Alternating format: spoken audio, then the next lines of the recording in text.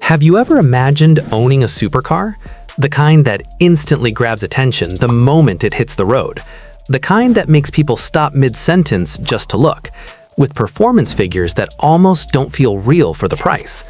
Most people assume that kind of dream is completely out of reach, something reserved for millionaires, celebrities, or people living in a different world entirely. But here's the truth that a lot of supercar owners would rather keep to themselves. Every single one of these machines is losing money fast. Right now, as you're watching this, cars that once sold for over $165,000 are sitting on the used market for less than a second-hand pickup truck. Cars that crossed the $200,000 mark when new are now being sold for under $25,000. And the people selling them, they've already taken the loss. That part is done. The real question is whether you're smart enough to be the one who benefits from it. We found 5 supercars that dropped in value so dramatically, buying one today almost feels unfair to the original owner. One of them lost nearly 90% of its value. Another one could realistically sit in your driveway this weekend for less than a Toyota Camry. And one of them, this is the part most people won't tell you, is actually going up in value right now, not down, which means the window to buy it at a bargain is quietly closing.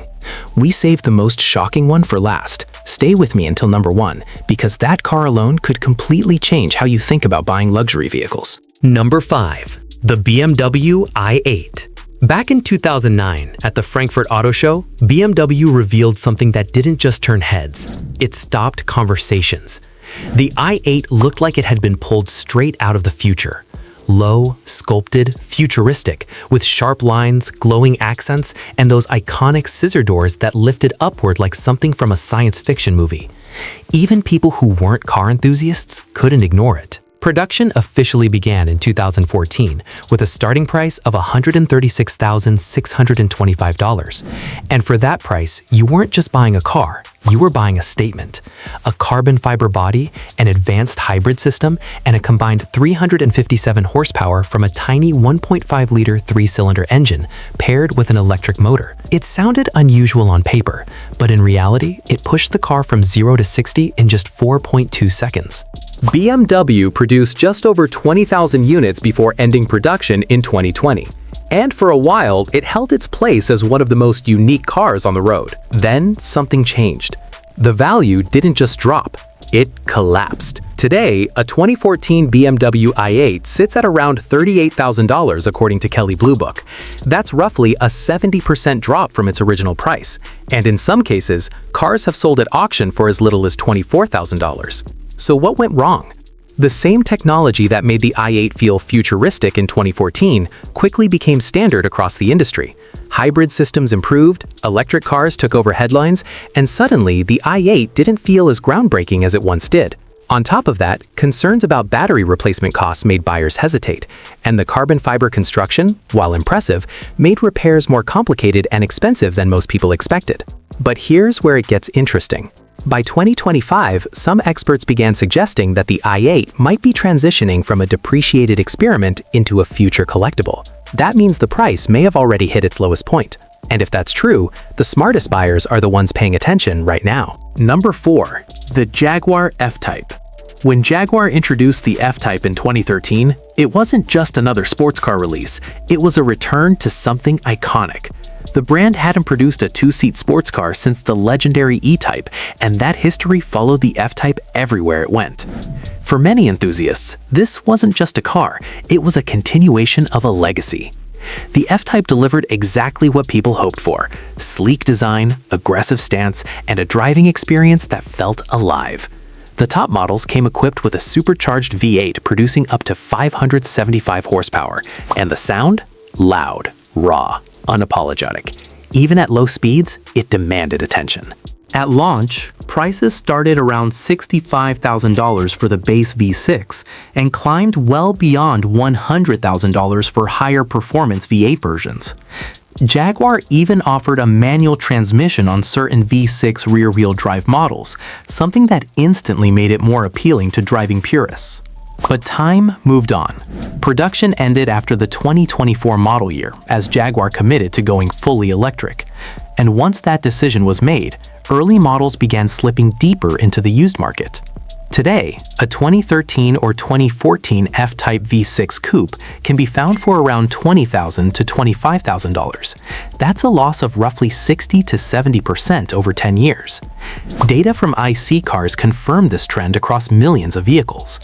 And yet, something is starting to shift. The manual V6 rear-wheel drive versions are slowly gaining attention. Enthusiasts are beginning to recognize them as something special. Some are even comparing them to the early days of the E-Type, long before it became one of the most desirable classics in the world. At current prices, you're getting breathtaking design, one of the best exhaust notes in modern cars, and a true sports car experience for the price of a family sedan. That kind of value doesn't stay hidden forever. Number 3. The Mercedes-Benz AMG GT. When Mercedes introduced the AMG GT in 2016, expectations were high. It followed the SLS AMG, a car that became an instant icon thanks to its gull-wing doors and limited production. But the AMG GT took a very different approach. Instead of focusing on exclusivity, Mercedes expanded the lineup and expanded it again and again. Over time, the AMG GT came in multiple versions: GT, GTS, GTC, GTR, GTR Pro, Black Series, plus a convertible roadster. Power outputs range from 456 horsepower all the way up to 720. On paper, that sounds impressive, but in reality, it created a problem. When a car exists in too many variations, it starts to lose its sense of identity. The SLS became rare and collectible almost instantly. The AMG GT, on the other hand, kept evolving, changing, and reappearing, and with that, exclusivity faded. Then came the 2024 redesign. The new AMG GT shifted into something completely different, a larger, heavier four-seat coupe with all-wheel drive. It moved away from the original formula, and that shift made earlier models feel like a different generation entirely. That change accelerated depreciation. Today, a 2016 to 2019 AMG GT can be found between $55,000 and $70,000. Some have even sold for under $60,000 at auction. Considering the original price hovered around $130,000, that's nearly a 50% drop. And while it may not have the instant collectible status of the SLS, it still offers performance, presence, and driving experience that few cars in that price range can match. Number 2. The Nissan GT-R R35. Most of the cars on this list follow a predictable pattern. Prices drop, buyers wait, and eventually the market finds a bottom. The GT-R followed that path, but only for a while. When it was first revealed in 2007, it completely redefined what performance meant for the price.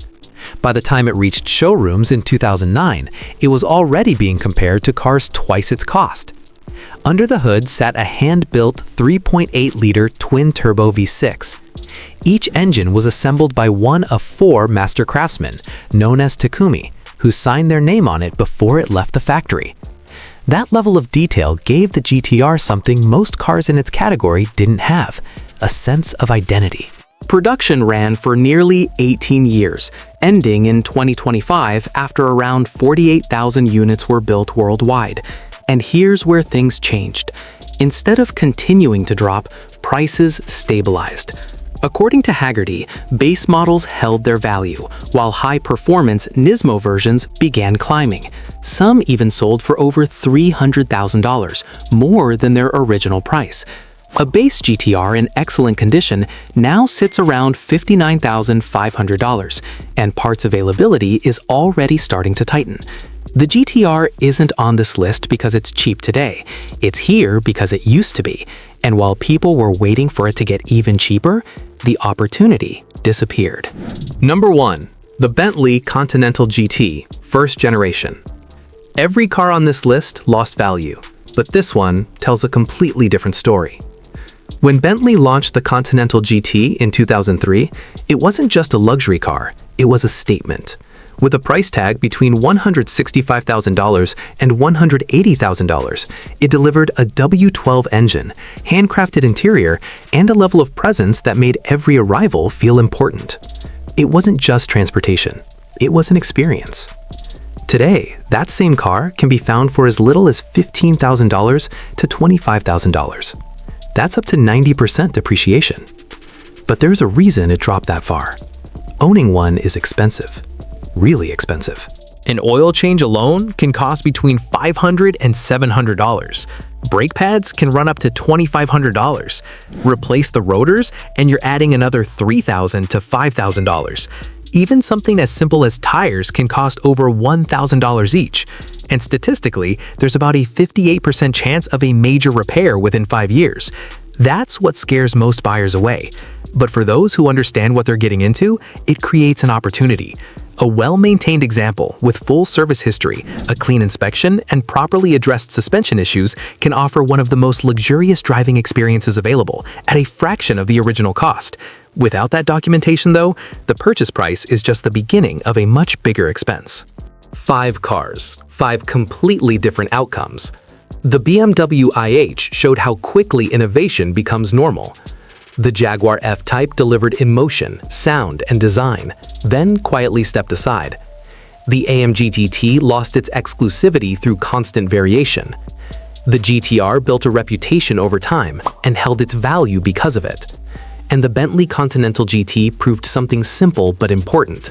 The most expensive part of a luxury car is rarely the price you pay up front.